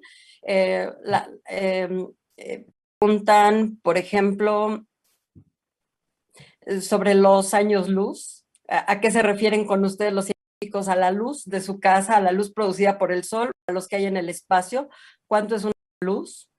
Un año en luz, bueno, la luz de mi casa o del sol es la misma, es luz. La luz siempre es luz y siempre se mueve a la misma velocidad, no muy rápido, se mueve a una velocidad de 300.000 kilómetros por segundo. Eso quiere decir que llega de aquí a la luna en aproximadamente un segundo y de aquí al sol en aproximadamente 8 minutos. El sol está lejos. Un año luz es por distancia, no es una medida de tiempo, es una medida de distancia. Es la distancia que recorre la luz en un año. Los astrónomos medimos las distancias en años luz, que son distancias muy grandes. Pero es una medida de distancia, ¿no? Es un poco parecido cuando decimos, ¿qué tan lejos está Acapulco? Y contestamos, está a 4 horas. Será raro, ¿no? Porque Acapulco no está a horas, está a kilómetros, ¿no? Entonces está a 400 kilómetros, pero decimos está a 4 horas porque calculamos que esto tardaríamos yendo en un coche, ¿no? Entonces aquí es igual, hablamos de cuánto tardaría la luz en llegar, más que la distancia en kilómetros, porque en kilómetros son millones y millones y millones, son distancias gigantescas en kilómetros. Entonces más bien decimos cuánto tardaría la luz en llegar. Si una estrella está a 4 años luz, decimos está tan lejos que la luz tardaría 4 años en llegar, y la luz, acuérdense, tarda un segundo en llegar aquí a la luna. Entonces, vamos rápido. Eso es un año luz. Pregunta Mateo, de 12 años, al que se refería la doctora Feria. ¿Por qué la luna se vio rosa hace algunos días? No se vio rosa, le dicen la luna rosa cuando ocurre una luna llena, no sé con qué circunstancias, pero no es cierto que cambie de color. No, o sea, si salieron a verla se veía normal. Se llama luna rosa, creo que porque es la primera o la segunda luna llena después de no sé qué fecha. Entonces, las lunas tienen eso. La luna azul, por ejemplo, no es azul. La luna azul es la segunda, cuando hay 2 lunas llenas en un mes, a la segunda se le llama una luna azul. Pues son nombres que usan los astrónomos desde hace siglos, pero no es que se vea de otro color, se ve igual. Okay. Preguntan qué opinas de la teoría de Neil Turok con componentes como el cosmos en espejo con presencia de neutrinos diestros. Híjole, no tengo, ahí sí no sé ni quién sea Neil Turok, entonces no tengo ni idea. Yo soy astrofísico, no soy físico de partículas, entonces sí sé cosas básicas de física de partículas, pero no es mi campo. Sé qué son los neutrinos y más o menos cómo se comportan, pero de ahí pero no mucho más, o sea, no es el campo al que yo me dedico. Preguntan también que desde qué edad se puede enseñar principios de física a los niños para que puedan comprenderla. Bueno, yo creo que algunas cosas sencillas como los planetas y cosas muy sencillas como la inercia y experimentos bonitos, se puede hacer desde primaria, pero ya la física un poco más en serio, en realidad necesita matemáticas. La física, para entenderla bien en serio, para poder hacer predicciones, necesitas matemáticas. Necesitas por lo menos saber álgebra. Y entonces por eso ya empezamos a enseñar física más en serio ya en secundaria, porque es cuando se enseña álgebra. Si no sabes álgebra o no sabes trigonometría, es muy difícil hacer física. De verdad, lo único que puedes hacer es hacer experimentos bonitos y demás, pero en realidad yo creo que a partir de la secundaria. Preguntan, ¿se puede hacer viajes en el tiempo con la teoría de relatividad? Depende a qué te refieras. ¿Se pueden hacer viajes al futuro? Sí. ¿Al pasado? No. En la teoría de relatividad los viajes en el tiempo al pasado están prohibidos, no se puede, no hay manera, no tenemos ni idea de cómo hacerlo. Entonces, pero sí puedo viajar al futuro. No es como meterse en una máquina y aparecer en el futuro, no funciona así. Lo que pasa es que si yo me muevo muy rápido, el tiempo pasa más lento. Entonces, si yo me fuera de aquí a una estrella lejana, casi a la velocidad de la luz, al 99% de la velocidad de la luz, y viajara muy lejos y regresara, para mí podrían haber pasado solo 10 años y a lo mejor en la Tierra pasaron 1000 años. Entonces, esa es una manera de viajar al futuro. Llegaría a la Tierra dentro de 1000 años y para mí solo pasaron 10. Entonces, podría ver el futuro. Lo que no puedo es regresar a contarle a nadie qué vi, porque viajar al pasado no se puede. Okay. Otra pregunta, Cari. ¿Qué es un hoyo negro? Preguntan también. Eso no me metí, aunque doy charlas de hoyos negros. Un hoyo negro es el resultado, cuando una estrella muy masiva, al Sol no le va a pasar, el Sol no se asusten, el Sol nunca va a ser negro. Pero cuando una estrella mucho más masiva que el Sol se muere, las estrellas son básicamente una bola de gas caliente. Y ya sabemos que el gas caliente se expande. De hecho, así hacemos los globos aerostáticos y eso, calentamos el gas y sube. O sea, el gas caliente se expande. Entonces, la estrella es una bola de gas caliente que se quiere expandir, pero como es muy grande, tiene mucha gravedad y la gravedad la quiere jalar. Entonces, la estrella alcanza un equilibrio entre temperatura y gravedad, pero la estrella para estar caliente quema combustible, quema hidrógeno, helio, etc. Cuando se le acaba todo el combustible y se apaga, pues le gana la gravedad y se empieza a contraer. Y si la estrella es suficientemente grande, se contrae a un punto. Toda la masa de la estrella queda encerrada en un punto.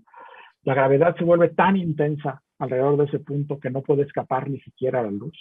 Y entonces por eso le llamamos hoyo negro. Negro porque no puede escapar ni siquiera la luz. La gravedad es tan intensa que la luz, por más que trata de salir, se regresa.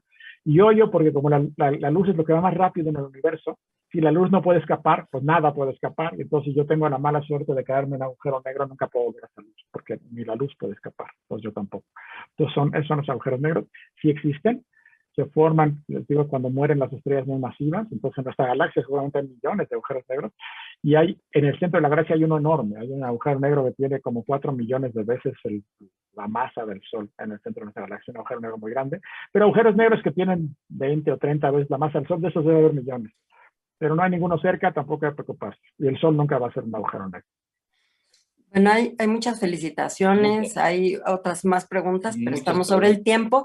No sé si tengas algún correo que les quieras compartir para preguntas subsecuentes. Bueno, sobre todo mi Twitter, tengo porque el correo de la oficina luego me llegan miles de correos y no los contesto. Entonces mi Twitter, que es @malcubierre, M-Alcubierre, como mi apellido y sin puntos, todo corrido en minúscula. O tengo una página de Facebook pública, se llama Profesor Miguel Alcubierre, ahí me pueden encontrar. La página de Facebook personal, ahí no, porque ahí nada más mantengo familia y amigos cercanos, justo no me gusta hacer bobolas, entonces tengo una pública y una privada. Okay, me pueden entrar en la pública y ahí me pueden escribir, o en Twitter. Muchas gracias. Muchas gracias, Miguel. Estamos un poquito ya pasado del tiempo, entendemos también que hay niños, entonces pues, únicamente nos queda agradecerte tu participación, y agradecer a la doctora Karina Feria por haber hecho el enlace contigo, muy interesante. Hay muchísimas felicitaciones y muchas preguntas, igual y te las hacemos llegar por Twitter. Entonces, claro que sí. Muchas gracias de nuevo y estaremos en contacto más adelante. Muchísimas Muchas gracias a ustedes por la invitación y espero que realmente les haya parecido interesante la charla. Y bueno, si hay por ahí niños jóvenes interesados en esto, que lo estudien ciencia. La verdad necesitamos más científicos en este país. Así es. Ojalá que esto estimule a nuestro futuro y haya más científicos en nuestro país, que hace falta. Que sí. Sí. Gracias, Miguel. Gracias, por apoyar esta sesión. Gracias a todos ustedes. Y bueno, gracias también a Cabrita, que nos apoyó también. Decía la Madre Teresa de Calcuta que sin dinero no hay misión. Entonces, pues bueno, nos apoyaron un poquito con esto, con la transmisión. Gracias. Gracias a los participantes, a los quienes estuvieron con nosotros. Les dejo un cordial saludo y los esperamos dentro de un mes. Ya tenemos el ponente y bueno, les haremos el informe académico más adelante. Un fuerte abrazo, Dios los bendiga, cuídense mucho. Muchas gracias. Buenas noches. Buenas noches. Buenas noches.